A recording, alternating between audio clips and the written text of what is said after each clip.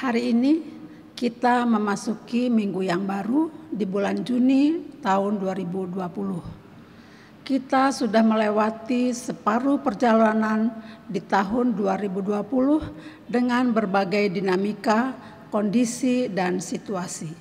Minggu ini kita diingatkan kembali tentang karya Allah Trinitas yang selalu hadir dan menyertai perjalanan kita. Karenanya, mari kita masuki hadirat Allah dengan bersama memuji Tuhan.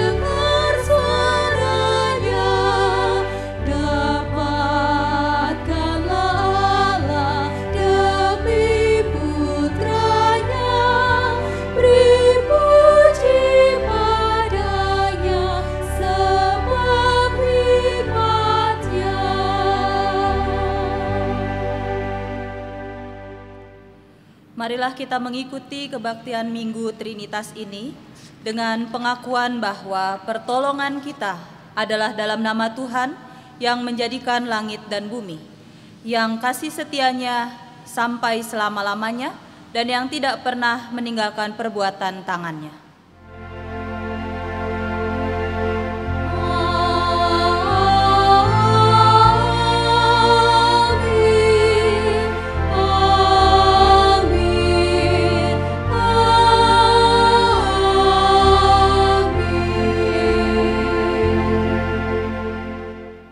Damai sejahtera dari Allah Bapa kita dan dari Tuhan Yesus Kristus menyertai saudara sekalian. Dan menyertai saudara juga.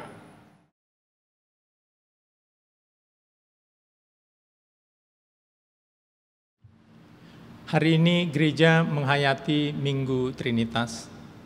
Menghayati dan merayakan Minggu Trinitas tidak berarti harus mengerti semua hal tentang Allah Trinitas. Menghayati dan merayakan Minggu Trinitas dapat dilakukan melalui pengalaman, yaitu merasakan karya Allah Bapa, Anak, dan Roh Kudus dalam kehidupan sesehari. Pengalaman inilah yang harusnya mendorong kita untuk meneladan karya Allah Trinitas tersebut. Mazmur 8 ayat 4-7 mengatakan, "Jika aku melihat langitmu, buatan jarimu, bulan dan bintang-bintang yang kau tempatkan, apakah manusia sehingga engkau mengingatnya? Apakah anak manusia sehingga engkau mengindahkannya? Namun engkau telah membuatnya hampir sama seperti Allah, dan telah memahkotainya dengan kemuliaan dan hormat. Engkau membuat dia berkuasa atas buatan tanganmu, segala-galanya telah kau letakkan di bawah kakinya.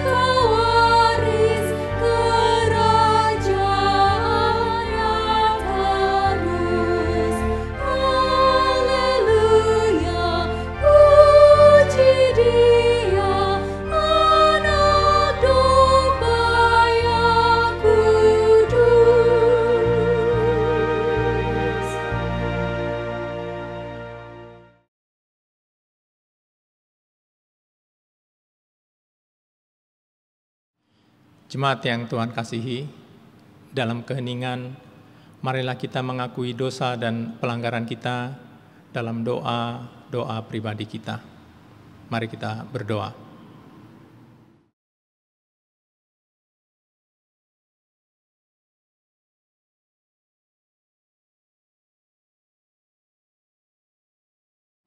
Sebagai gereja-Mu, kami juga mohon ampun atas kesalahan dan dosa kami yang sering tidak menghayati karya kasih Allah Tritunggal dalam hidup kami. Kami mengabaikan tugas panggilan kami. Kami tidak menghargai pengorbanan Kristus di kayu salib. Kami mengabaikan tuntunan Roh Kudus dalam keseharian hidup kami. Inilah doa pengakuan dosa kami. Ampuni kami dan berikan kami kekuatan agar dapat meneladan karya-Mu di dunia ini. Kami berdoa di dalam nama Tuhan Yesus Kristus. Amin. Amin.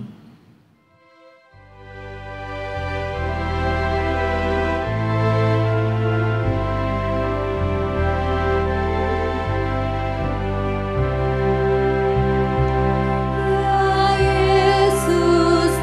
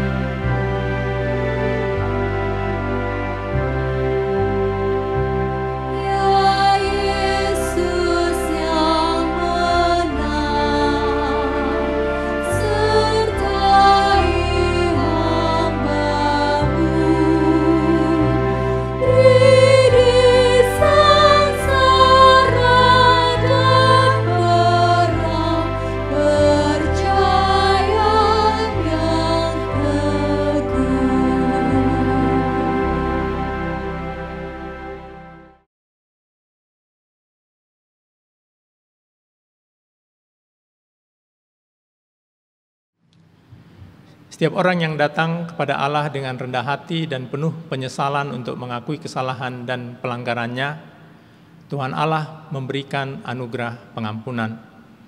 Efesus 1 ayat 7 dan 8 mengatakan, sebab di dalam Dia dan oleh darahnya kita beroleh penebusan, yaitu pengampunan dosa menurut kekayaan kasih karunia-Nya yang dilimpahkannya kepada kita dalam segala hikmat dan pengertian.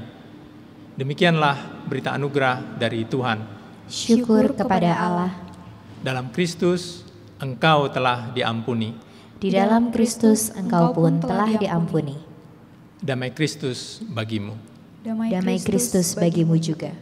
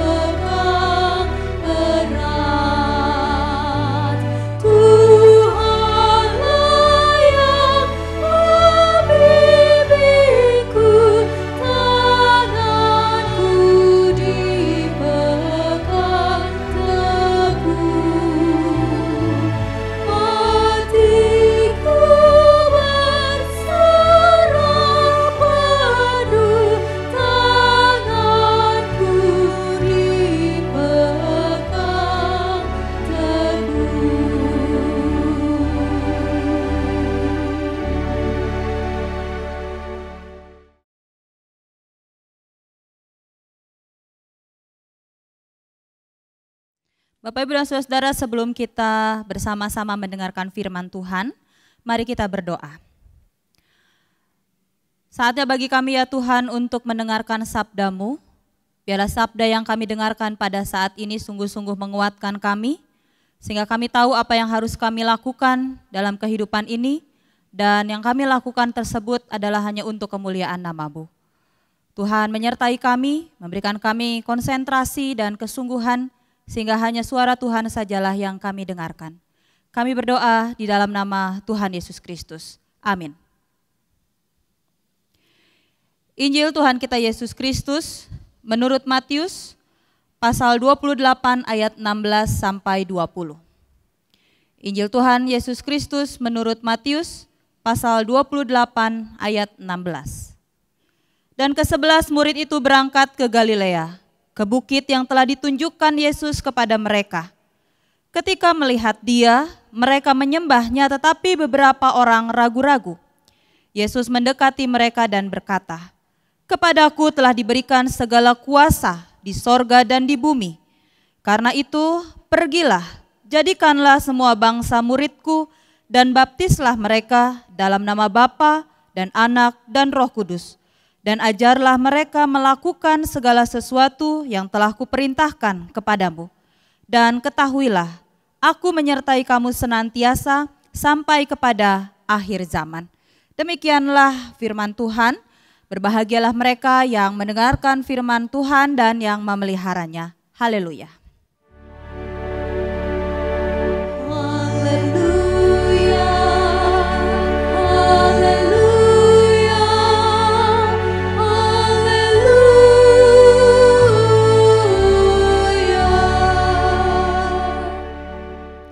Selamat pagi Bapak Ibu dan Saudara yang terkasih. Kita masih harus beribadah di rumah saja. Sekalipun kita sudah memasuki minggu yang baru, bulan Juni pertengahan tahun 2020. Nah, semoga antusiasme kita dalam mengikuti ibadah walaupun di rumah saja tetap masih ada, dan setiap ibadah-ibadah yang kita lakukan dan kita ikuti mampu menolong kita untuk punya kekuatan menghadapi apapun dalam perjalanan hidup kita. Nah, Bapak Ibu dan Saudara yang dikasihi oleh Tuhan Yesus Kristus, hari ini menjadi istimewa karena tadi dalam kata pembuka disebutkan bahwa gereja-gereja menghayati dan merayakan Minggu Trinitas. Dan dalam Minggu Trinitas ini kita bersama akan menghayati juga satu tema yang cukup menarik, yaitu meneladan karya Allah Trinitas. Bapak Ibu dan Saudara yang terkasih, apa yang ada dalam pikiran Bapak Ibu, apa yang pertama kali muncul dalam pikiran Bapak Ibu ketika Bapak Ibu dan Saudara mendengar kata ini? Mungkin secara sepintas begitu ya, yang muncul ketika kita mendengar kata ini, membaca kata ini adalah, oh ini tuh saya jadi teringat pada ajaran gereja tetangga begitu ya. Karena gereja tetangga itu kalau sudah ngomongin soal pemuritan, kenceng banget begitu ya.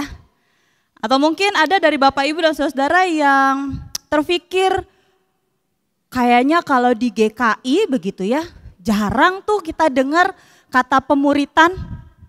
Nah, Bapak Ibu dan Saudara, mungkin juga sebagai jemaat GKI, kita jarang mendengar kata ini dipakai dalam kegiatan-kegiatan atau aktivitas gereja, bergereja begitu ya. Kita mungkin memakai kata lain yang punya makna serupa dengan pemuritan.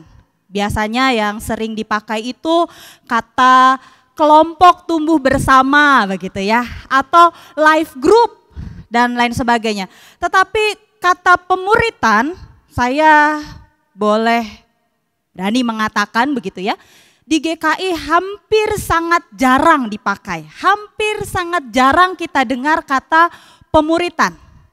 Nah, menjadi pertanyaan dan bahan refleksi saya Bapak Ibu dan Saudara, kenapa GKI terkesan kurang berani menyuarakan tentang pemuritan? Padahal pemuritan atau perintah untuk memuridkan, bukankah itu datang dari Yesus sendiri? Nah, Bapak Ibu dan Saudara yang dikasihi oleh Tuhan Yesus Kristus, barangkali hal ini gitu ya, muncul karena ada miskonsepsi dari beberapa bahan begitu ya, dari beberapa pemikiran-pemikiran yang ada. Miskonsepsi atau kesalahpahaman tentang pemuritan itu paling tidak ada dua hal. Yang pertama adalah kalau ngomongin pemuritan itu berarti membuat seseorang menjadi Kristen ya, atau identik dengan kristenisasi. Sehingga barangkali kita sebagai GKI, jarang tuh pakai kata pemuritan karena identik dengan kristenisasi. Atau miskonsepsi yang kedua, kesalahpahaman tentang pemuritan yang kedua adalah kalau pemuritan itu berarti bicara soal menjadi komunitas Kristen yang eksklusif, yang sangat tertutup karena memang kelompoknya itu-itu saja begitu ya. Nah, Bapak Ibu dan Saudara, mari kita lihat bersama-sama kesalahpahaman tentang pemuritan atau miskonsepsi ini dari terang firman Tuhan. Apa sih atau bagaimana seharusnya kita memaknai, kita mengerti tentang pemuritan.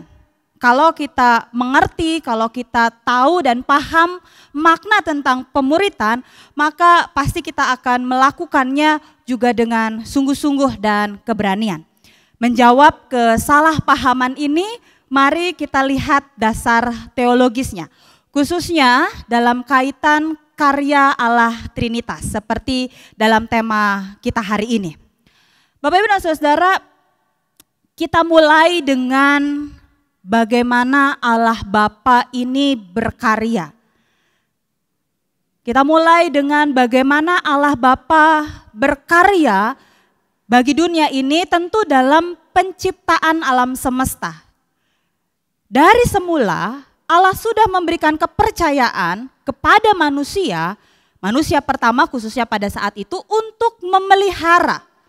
Kalau kita lihat apa yang dituliskan dalam kitab Kejadian 1 ayat 28, dikatakan bahwa Allah memberkati mereka lalu Allah berfirman kepada mereka, beranak cuculah dan bertambah banyak, penuhilah bumi dan taklukkanlah itu.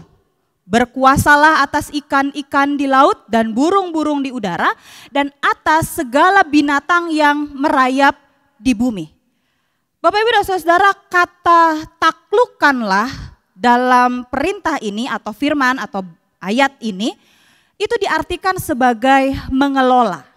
Jadi sejak semula Allah sudah memberikan kepercayaan pada manusia pertama untuk memelihara, untuk mengelola, untuk ikut serta dalam karya yang Allah Bapa lakukan bagi dunia ini. Dan tindakan ini Bapak Ibu dan Saudara menunjukkan bagaimana Allah Bapa memberikan kepercayaan untuk melakukan tugas yang dilakukan olehnya kepada manusia.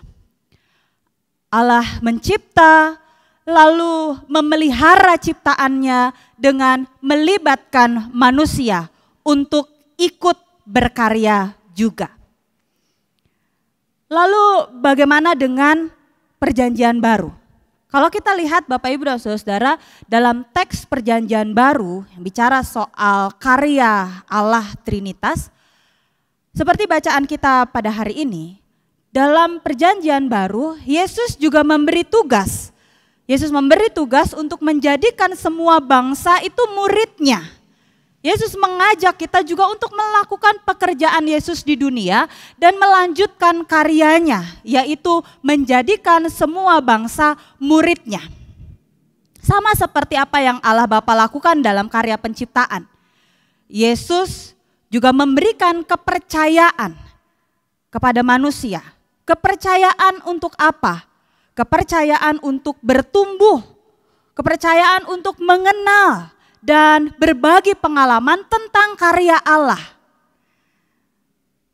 Bapak Ibu dan Saudara, dari ayat-ayat ini, dari apa yang sudah kita lihat bersama-sama, paling tidak karya Allah Bapa dan Yesus Kristus bagi dunia ini, kita kemudian bisa mengatakan bahwa pemuritan itu tidak sama dengan mengkristenkan. Tugas kita adalah mengajarkan, memperkenalkan Kristus, bukan mengkristenkan. Bukan membawa orang pada Kristus, tetapi membawa Kristus pada orang. Ini yang penting, ini yang utama. Bahwa menjadikan semua bangsa muridnya itu berarti membawa Kristus, memperkenalkan Kristus kepada sebanyak orang, sebanyak mungkin orang, sehingga mereka kenal, mereka tahu siapa Kristus. Bukan sebaliknya. Bukan kita yang bawa orang ini supaya kenal Kristus, tapi sebaliknya. Membawa Kristus pada orang lain. Memperkenalkan Kristus kepada orang lain. Bapak Ibu dan Saudara yang dikasihi oleh Tuhan Yesus Kristus, bacaan kita pada hari ini bicara memang soal pemuritan.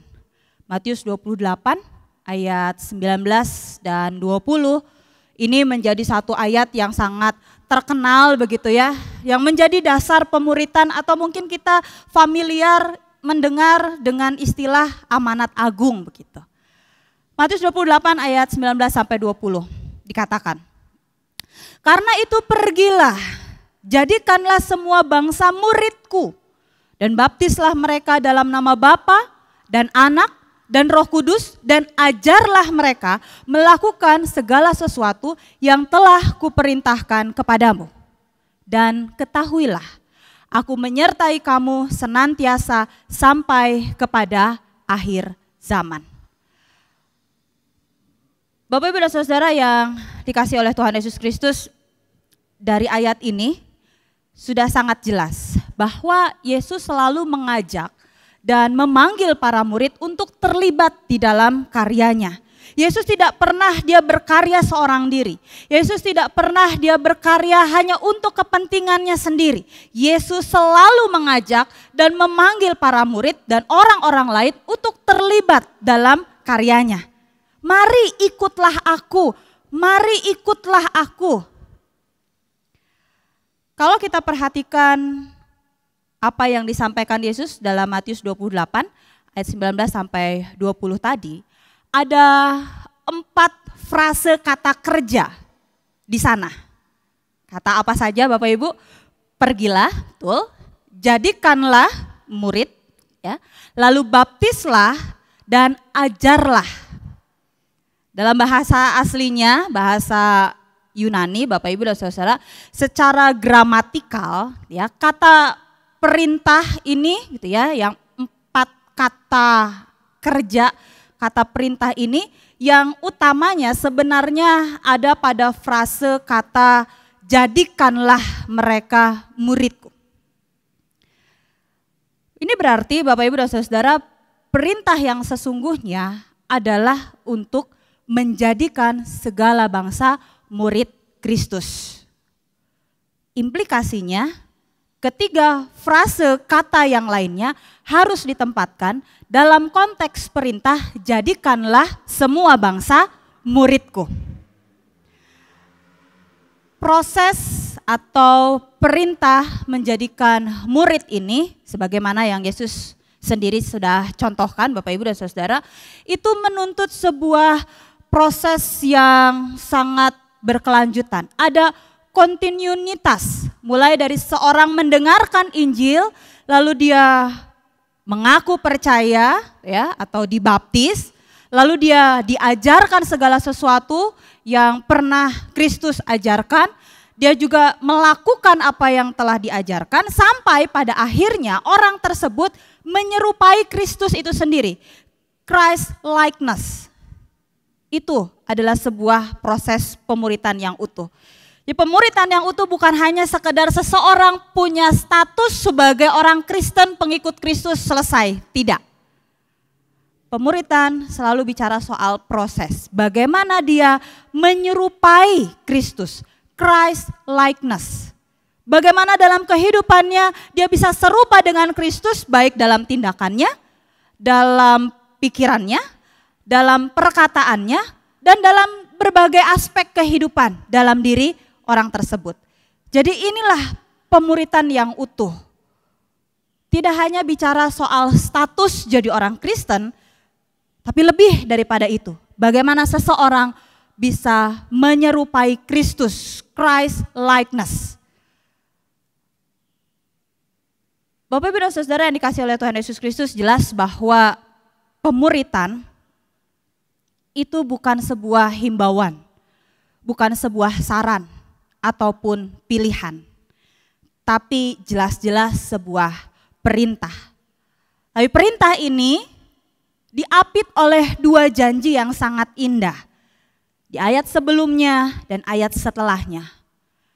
Perintah tentang bagaimana seseorang harus, gitu ya, memperkenalkan Kristus dalam pemuritan yang utuh, itu diapit oleh 2 janji yang indah. Janji yang pertama adalah kepadaku telah diberikan segala kuasa di sorga dan di bumi. Apa artinya Bapak Ibu dan Saudara? Janji pertama ini merupakan motivasi dasar. Kepadaku telah diberikan segala kuasa di sorga dan di bumi.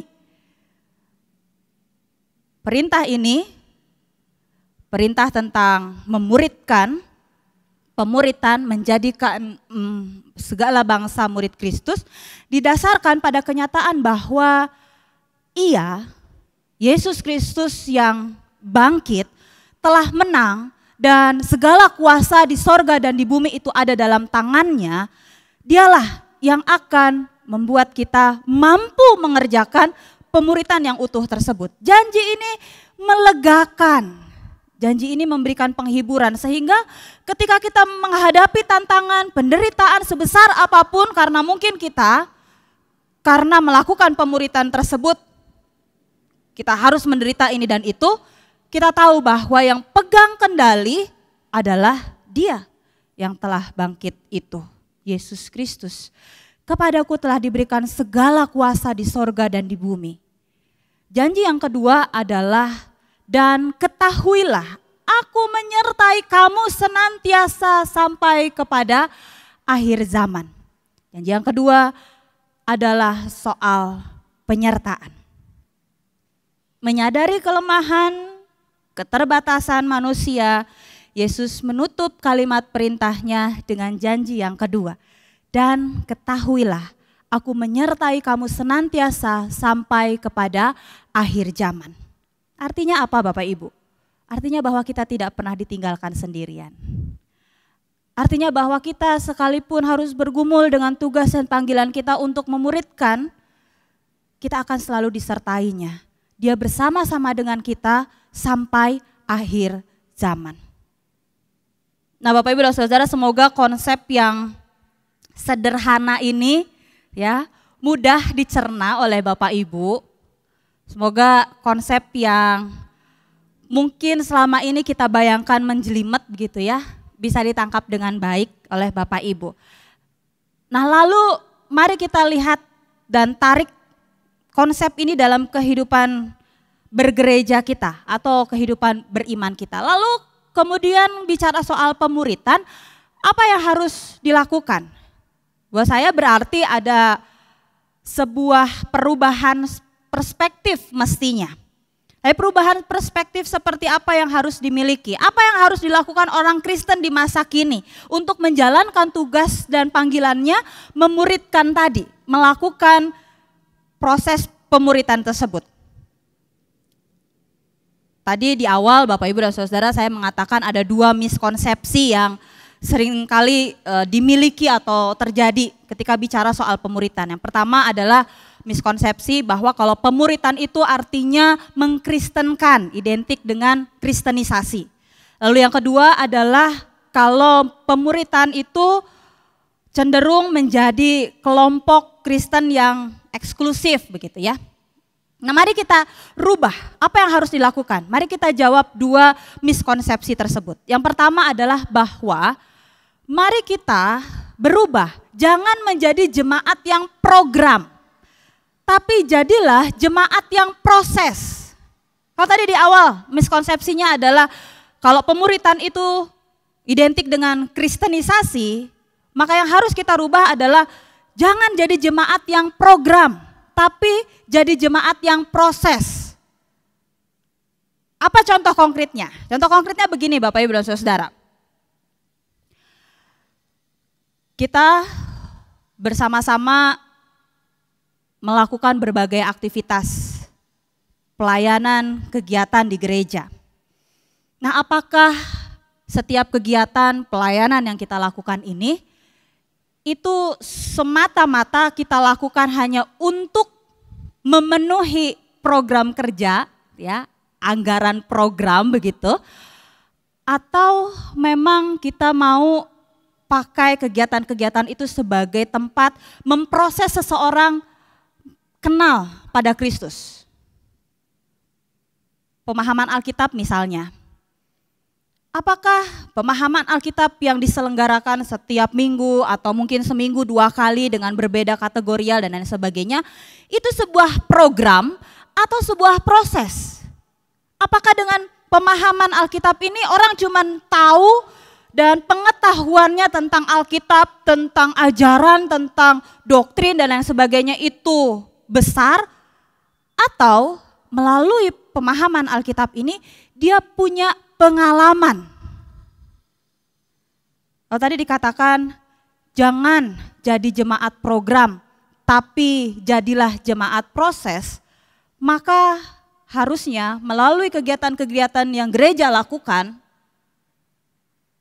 semua itu membawa seseorang pada proses mengenal Kristus. Setiap kali saya mengadakan percakapan dengan calon baptisidi atau mungkin secara spesifik orang tua calon baptis anak, saya selalu mengatakan bahwa tugas orang tua itu adalah memperkenalkan Kristus. Bukan semata-mata tugas orang tua itu menjadikan anaknya Kristen dengan dia dibaptis. Karena kalau jadi orang Kristen saja gampang Bapak Ibu. Kalau jadi orang Kristen saja itu mudah sekali. Tinggal dikatekisasi, baptis, selesai Bapak Ibu menjadi orang Kristen. Tapi memperkenalkan Kristus, menjadi pengikut Kristus itu butuh proses. Saya selalu mengatakan pada orang tua calon baptis anak bahwa tugas kita adalah memperkenalkan Kristus. Bukan hanya semata-mata membawa anak kita untuk dibaptis lalu setelah itu menyerahkan pendidikan imannya kepada sekolah minggu. Nah, ketika sekarang Bapak Ibu dan Saudara kegiatan-kegiatan sudah dilakukan secara online atau bahkan kebaktian kategorial sekolah minggu dilakukan secara online dan tidak lagi di gedung gereja, ada banyak orang tua yang kemudian bingung mengajarkan tentang Kristus, tentang Yesus. Kenapa? Karena selama ini yang ngajarin tentang Yesus, yang ngajarin tentang Kristus adalah kakak-kakak sekolah minggunya. Nah, kalau seperti ini, maka bagaimana seorang anak bisa kenal Kristus kalau orang tuanya tidak mau ikut berproses? Jadi Bapak Ibu dan Saudara, pemuritan itu bicara soal proses.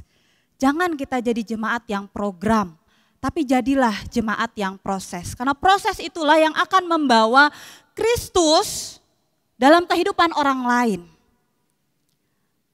Proses itulah yang akan membuat seseorang punya pengalaman hidup bersama, berefleksi.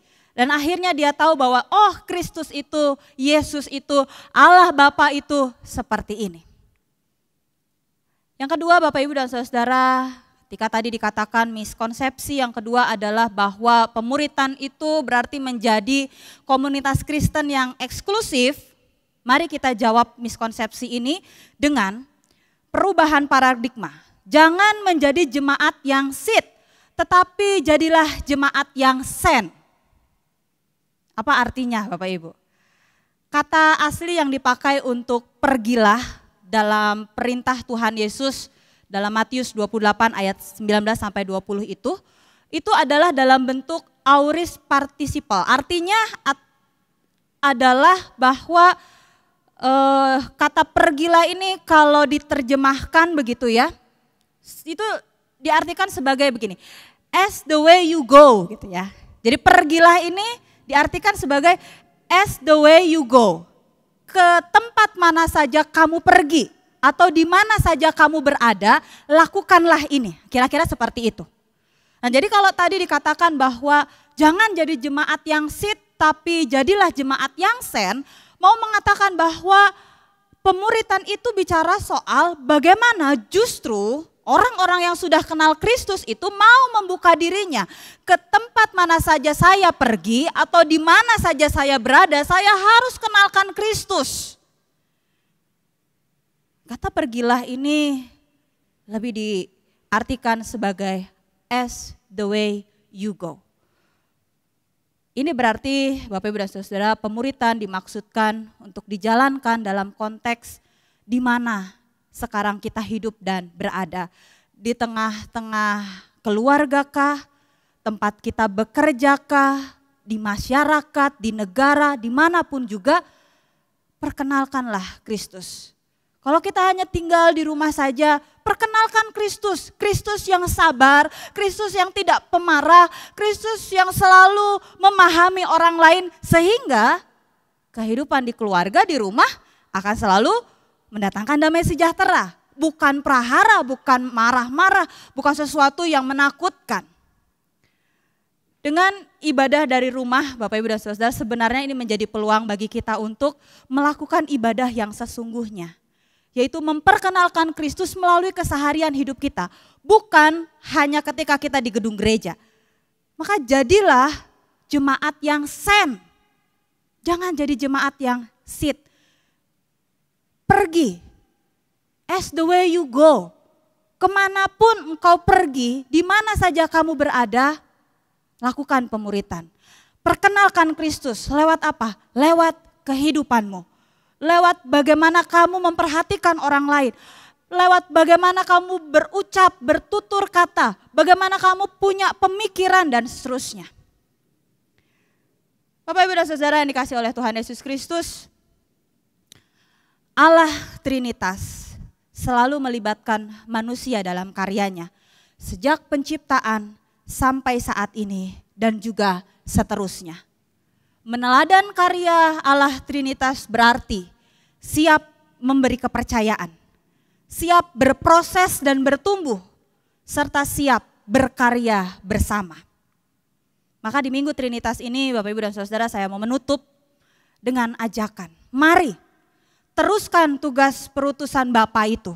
Lakukan pemuritan Yesus Kristus, maka penyertaan Roh Kudus akan senantiasa kita rasakan. Perkenalkan Kristus kemanapun dan dimanapun kita berada.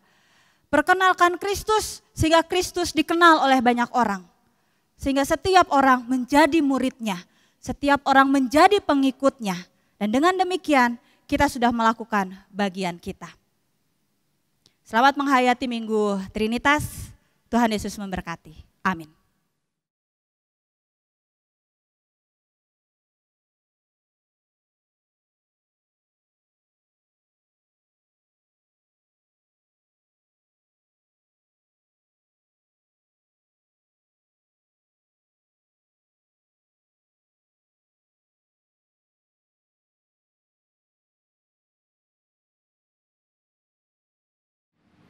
Jemaat Tuhan, marilah kita bersama dengan umat Allah di masa lalu, masa kini, dan masa depan mengingat pengakuan pada baptisan kita dengan mengucapkan pengakuan iman rasuli demikian. Aku percaya kepada Allah, Bapa yang Maha Kuasa, Khalik langit dan bumi, dan kepada Yesus Kristus, anaknya yang tunggal Tuhan kita, yang dikandung dari Roh Kudus, lahir dari anak darah Maria, yang menderita sengsara di bawah pemerintahan Pontius Pilatus, disalibkan, mati dan dikuburkan, turun ke dalam kerajaan maut. Pada hari ketiga, bangkit pula dari antara orang mati, naik ke surga, duduk di sebelah kanan Allah, Bapa yang Maha Kuasa. Dan dari sana ia akan datang untuk menghakimi orang yang hidup dan yang mati. Aku percaya kepada Roh Kudus, gereja yang kudus dan am, persekutuan orang kudus, pengampunan dosa, kebangkitan orang mati, dan hidup yang kekal. Amin. Bapak, Ibu, dan Saudara, mari kita bersatu di dalam doa. Kita berdoa. Kami telah melewati masa-masa di mana kami harus berjuang sedemikian rupa karena pandemi COVID-19 ini. Dan kami tetap terus harus berjuang di hari-hari yang akan datang. Tapi kami percaya bahwa penyertaan-Mu tidak pernah putus, kasih sayang-Mu selalu ada bagi kami, dan pertolongan-Mu selalu nyata. Biarlah ini yang menjadi kekuatan bagi kami, sehingga ketika kami memulai hari-hari kami di bulan yang baru ini, kami mempercayakan seluruh keberadaan hidup kami hanya ke dalam tangan pengasihan-Mu. Kami pada saat ini berdoa bagi mereka yang juga tetap harus berjuang dengan segala perjuangan-perjuangan mereka. Sama seperti Engkau menolong kami, Engkau pun akan menolong mereka. Sama seperti Engkau telah memberkati kami, Engkau pun akan memberkati mereka. Saya berdoa untuk setiap orang yang berjuang menolong satu dengan yang lain, biarlah kekuatan, kesehatan, dan stamina yang baik Tuhan boleh anugerahkan. Sehingga dalam tugas panggilan mereka, mereka memberikan yang terbaik hanya untuk kemuliaan nama Tuhan. Inilah doa kami ya Tuhan, kami menutupnya dengan doa yang Tuhan Yesus telah ajarkan. Bapa kami yang di surga, dikuduskanlah nama-Mu, datanglah kerajaan-Mu, jadilah kehendak-Mu di bumi seperti di sorga. Berikanlah kami pada hari ini makanan kami yang secukupnya, dan ampunilah kami akan kesalahan kami, seperti kami juga mengampuni orang yang bersalah kepada kami. Dan janganlah membawa kami ke dalam pencobaan, tetapi lepaskanlah kami daripada yang jahat. Karena Engkaulah yang mempunyai kerajaan dan kuasa dan kemuliaan sampai selama-lamanya. Amin.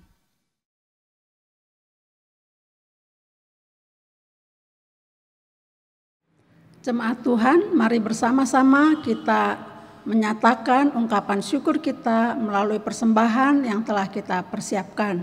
Sebagai landasan persembahan syukur kita diambil dari Roma 14 ayat 17 dan 19 demikian.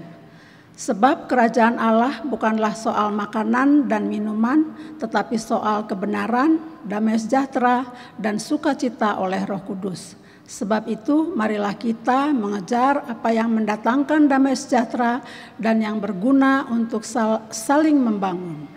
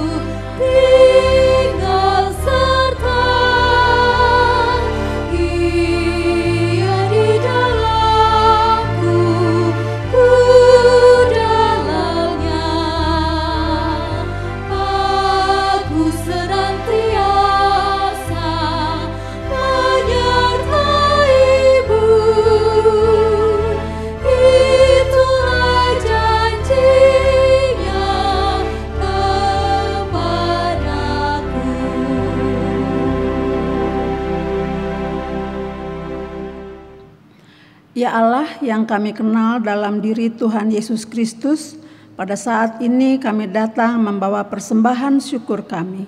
Terimalah ya Tuhan, Mampukanlah kami juga agar menjadi persembahan yang hidup dalam menyatakan karya kasih-Mu. Dalam nama Kristus kami bersyukur. Amin.